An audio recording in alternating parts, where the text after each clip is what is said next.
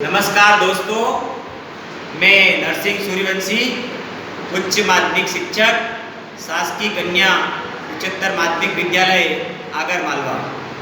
हम रिवीजन की classes 9th class में ले रहे हैं। तो आज हम लोग उत्तक वाला जो चैप्टर है उसका रिवीजन करेंगे। देखिए, जो जीव जंतु होते हैं, जो पेड़ पौधे होते हैं, ठीक है, इनका सबका शरीर कोशिकाओं से मिलकर बना है। वो जो कोशिकाएं होती है वो समूह का निर्माण कर लेती है। मतलब कोशिकाओं का जो समूह होता है वो क्या कहलाता है? उत्तक कहलाता है। तो हम आज जो डिस्कस कर रहे हैं चैप्टर वो है उत्तक के बारे में। तो हम देखेंगे कि उत्तक क्या है। तो शरीर के अंदर एक निश्चित कार्य कर एक निश्चित स्थान पर कोशिकाओं के एक विशिष्ट समूह के द्वारा संपन्न किया जाता है। तो हम उसे क्या कहते हैं? उत्तक कहते हैं।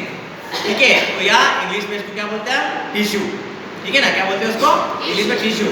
अब जो टिश्यू होते हैं ये दो प्रकार के होते हैं। कितने प्रकार के होते हैं? दो प्रकार के होते हैं। एक होता है प्लांट टिश्यू और एक होता है एनिमल टिश्यू। इसको हिंदी में क्या बोलते हैं? जंतु उत्तक और पादप उत्तक। तो वे उत्तक जो कि जंतुओं में पाए जाते हैं तो उन्हें हम क्या कहते हैं? जंतु उत्तक कहते हैं। और वे उत्तक जो कि जंतुओं में पाए जाते हैं उन्हें जंतु उत्तक, और वे उत्तक जो पादप में पाए जाते हैं तो पादप उत्तक कहलाते हैं। अब हम जब जंतु उत्तक के बारे में बात करते हैं तो उसके वर्गीकरण में हमें 3 प्रकार के उत्तक प्राप्त होते हैं। एपिथेलियल उत्तक, पेशी उत्तक, संयोजी उत्तक और तंत्रिकी उत्तक। ठीक है ना? तो कितने प्रकार के हो गए?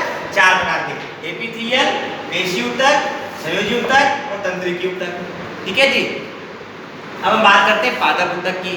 तो वे उत्तक जो कि पादप में पाए जाते हैं तो हम उन्हें क्या कहते हैं? पादप उत्तक कहते हैं। पादप उत्तक हम देखते हैं तो 2 प्रकार के होते हैं। एक होता है विभेद्यतक उत्तक और एक होता है स्थायी उत्तक। तो विभेद्यतक उत्तक जो होते हैं ना, उनमें कोशिकाएं लगातार विभाजित होती रहती है, इसलिए हमने उसको विभेद्यतक उत्तक कहा। और विभेद्यतक उत्तक भी जो है 3 प्रकार के होते हैं। ये जैसे जड़ हो गई या तना हो गया, तो जड़ को अगर आप देखेंगे तो जमीन में ऐसे जाती है, तो उसमें सबसे पहले आप देखेंगे तो उसमें एक उत्तक पाया जाता है शीर्षस्थ उत्तक। फिर दूसरा उत्तक होता है उसमें इंटरकैलरी, और तीसरा होता है पार्श्वी उत्तक। तो इस प्रकार से विभेद्यतक उत्तक जो होता है वो भी 3 प्रकार के होते हैं। अब अगला जो नेक्स्ट उत्तक होते हैं तो हम उन्हें कौन सा उत्तक कहते हैं? स्थायी उत्तक कहते हैं। क्या कहते हैं? स्थायी उत्तक। स्थायी उत्तक भी जो है 2 प्रकार के होते हैं। एक को हम बोलते हैं सरल उत्तक और एक को बोलते हैं जटिल उत्तक। तो सरल उत्तक जो है इनके भी 3 प्रकार होते हैं। एक होता है प्लेरेन्काइमा, एक होता है कोलेनकाइमा और एक होता है स्क्लेरेन्काइमा। अब हम जब जटिल उत्तक की बात करते हैं तो जटिल उत्तक भी पेड़ पौधों में 2 प्रकार के होते हैं। एक होता है जाइलम और एक होता है फ्लोएम। तो जो जाइलम उत्तक होता है वो पेड़ पौधों में खनिज लवण को अवशोषित करता है और जल को अवशोषित करता है। यानी कि पेड़ पौधों की जो जड़ें होती है वो पानी का अवशोषण करती है, तो पानी के माध्यम से उसमें क्या जाता है? खनिज लवण भी ऊपर हो जाता है। फिर उसके बाद एक होता है उसमें फ्लोएम।